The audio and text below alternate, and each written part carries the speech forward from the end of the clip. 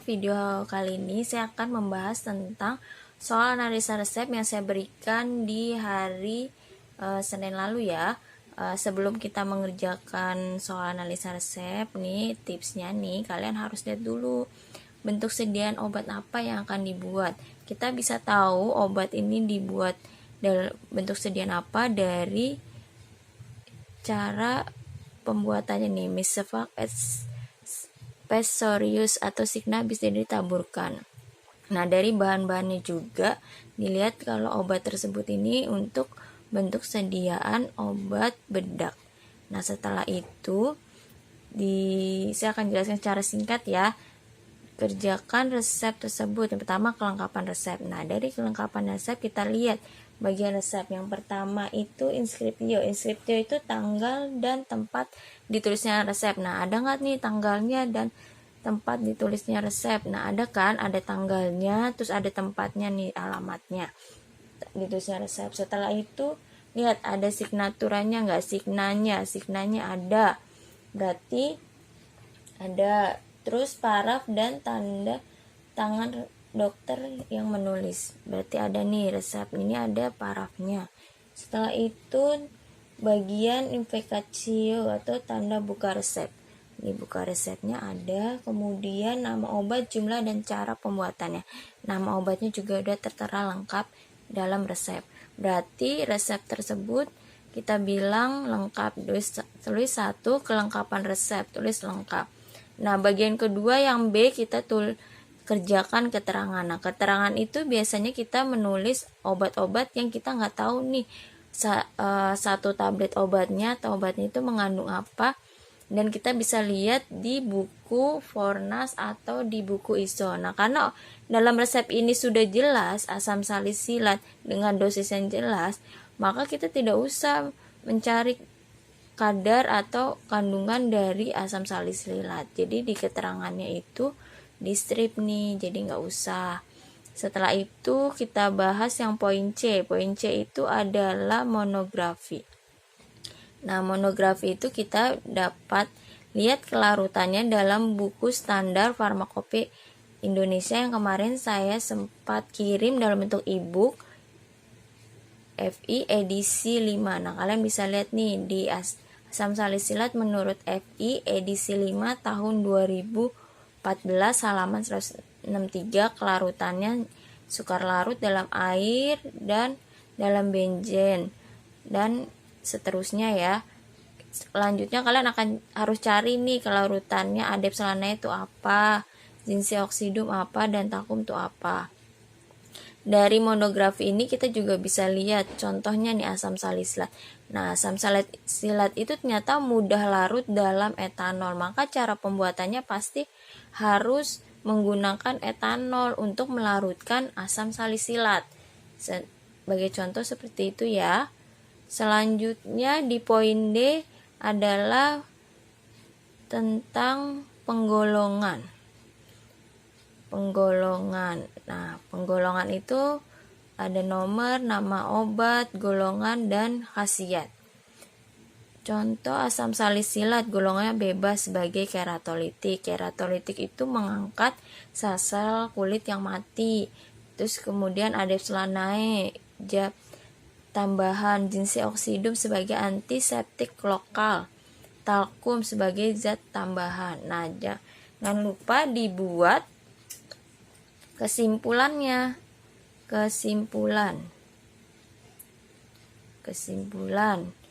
obat ini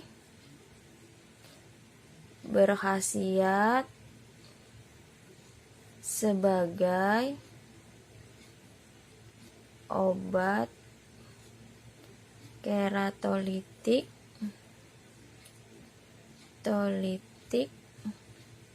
dan antiseptik golongan bebas. Nah, seperti ini ya. Selanjutnya di poin perhitungan dosis. Nah, ini yang poin yang penting banget nih, karena kalau kalian salah hitung dosis berarti kalian salah menimbang dan dosisnya akan kurang tepat. Di sini kita lihat resepnya. asam salisilat 2%, adepsanae 1, zinsi oksidum 2, talkum et 20. Berarti kalian harus membuat sediaan bedak dengan bobot 20 gram. Bobot keseluruhannya harus 20 gram. Nah, karena 2% itu 2/100 dikali sama bobot talkumnya 20, sama dengan 0,4. Adepsanaenya 1, zinsi oksidumnya 2. Talkumnya, karena kita harus buat 20 gram dalam satu bedak, maka 20-nya itu harus dikurangin sama semua bobot bahan obatnya.